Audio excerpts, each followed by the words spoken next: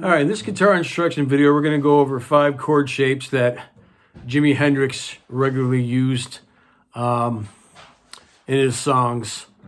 Got to remember that what he was doing and accomplishing was pretty amazing for his time.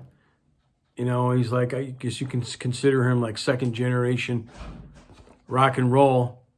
But not that he was inventing chords, but I heard, you know, he had an advantage. His hands were so big, and he'd bend the chords. But he was adding jazz chords basically to rock, because I've studied the guy on and off, and he was sensational. But he used a lot of techniques that had been around since the 40s and 50s. But his probably the most famous chord, and in one of my videos I called this the greatest rock chord. E7 sharp 9, and if you recognize it from his one song Purple Haze, it's an E7 sharp 9. I'm going to show you how you make it.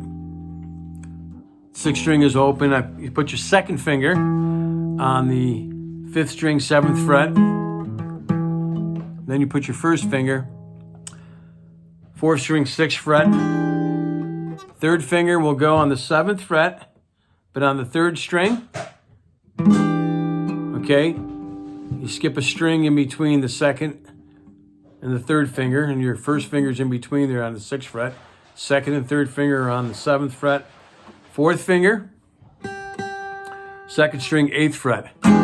With this one, you can strum all 6 strings.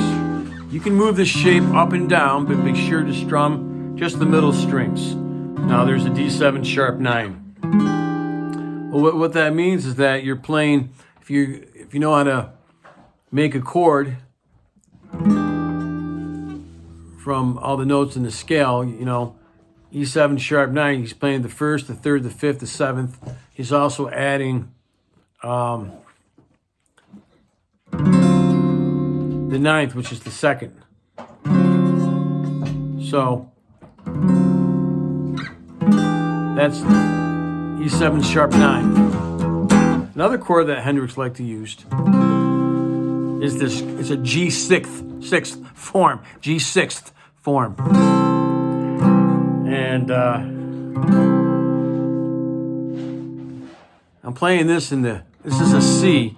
What I'm doing is I'm barring all 6 strings with my 1st finger, and my 3rd finger is on 5th string 7th fret. My 4th finger is on the C note, and that's the root, which is the 8th fret 6th string. G6th, okay? So I said it right that time, G6th form. That's a C, and if I want to make a D, just keep that same shape. And remember, the root is where your 4th finger is. The 4th finger rules. So let me show you the first 2, okay? E7 sharp 9, that's on the 7th fret. The 2nd finger rules that, all right? So remember, E7 sharp 9, you can strum all 6 strings, but if you're playing any other form of that, just strum the middle strings. And this G6th form, which is a C, all right? Use your 1st finger to bar all 6 strings, and use your 3rd and 4th finger. 3rd finger on the 5th string, 4th finger on the 6th string. Okay? Skip a fret between the 1st and 3rd finger, and the 3rd and 4th finger are right next to each other. But, like if you're familiar with Little Wing, the one part he goes, here's a C, here's a D,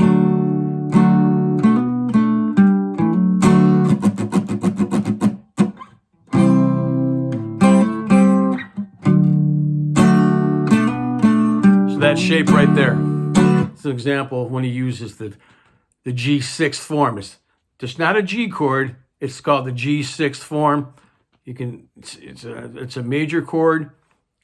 We played it on C. We played it on D. Also, he used this one, which is a C form shape. Okay, I'm going to play that in D. And a C form shape sounds exactly. It means exactly how it sounds. If you made an open C chord with your 1st, 2nd, and 3rd fingers, We're all familiar with that, hopefully. Instead of using your first, second, and third fingers, use your second finger. Put your second finger where your first finger would go. Put your third finger where your second finger would go, and your fourth finger where your third finger would go. Now I'm sliding this up, so the root is controlled by the fourth finger, and I'm barring the second fret, and that's a D. That's a C form right there. And he uses that one a lot too. Sometimes he'll lift off the second finger, goes to the major seventh. This is a C form, because it's like you see the C shape right there, but you got the bar. But if you lift up your second finger, that's a major seventh. And I'll show you the other two that I have. I don't have the fifth one written down, but I'll explain that to you. So there's C form. So you're not playing the sixth string at all. You're just barring the first 5 strings with your first finger, using your second, third, and fourth fingers like that. Okay? And the last shape is a minor seventh, add 9. He used that one a lot. Okay? Which is, we're going to play this one on the 7th fret. So this is a B minor 7th, add 9. That was a B minor 7th, but if you add your fourth finger to the first string, 9th fret, it's got some jazzy chords. Like once again with the example of Little Wing. I'm not gonna play the whole song for you, but he does the part where he goes. So it's, hear that? Often he would hit the bass of the chord and then strum the chord.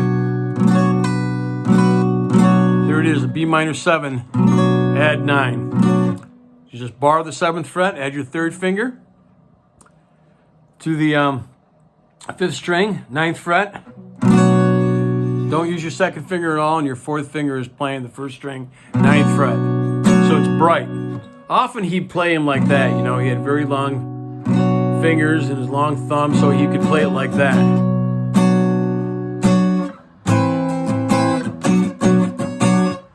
And the way that he would strum it as well, you know. And he was left-handed, so his left hand was his expression hand. I'm a right-handed guitarist. My right hand is my expression hand.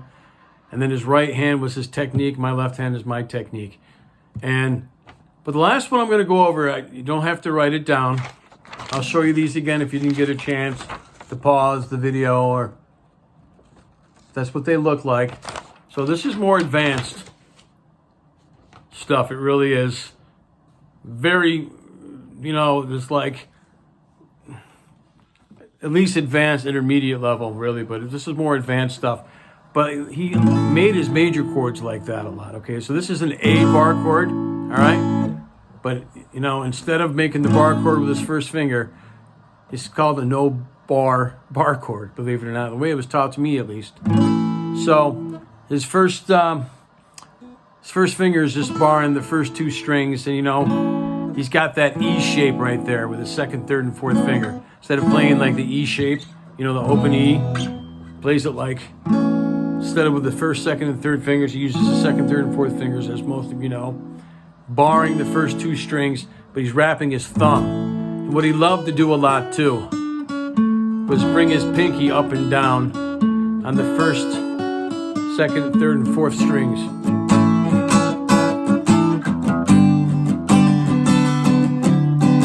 It's easier, in my estimation, to get to a scale where you could lay down a lead.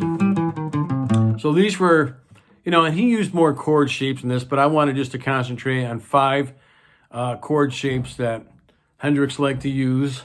And 7 sharp 9, this is E7 sharp 9. The G6th form, remember we played it in C and in D. C form, played that in D and E.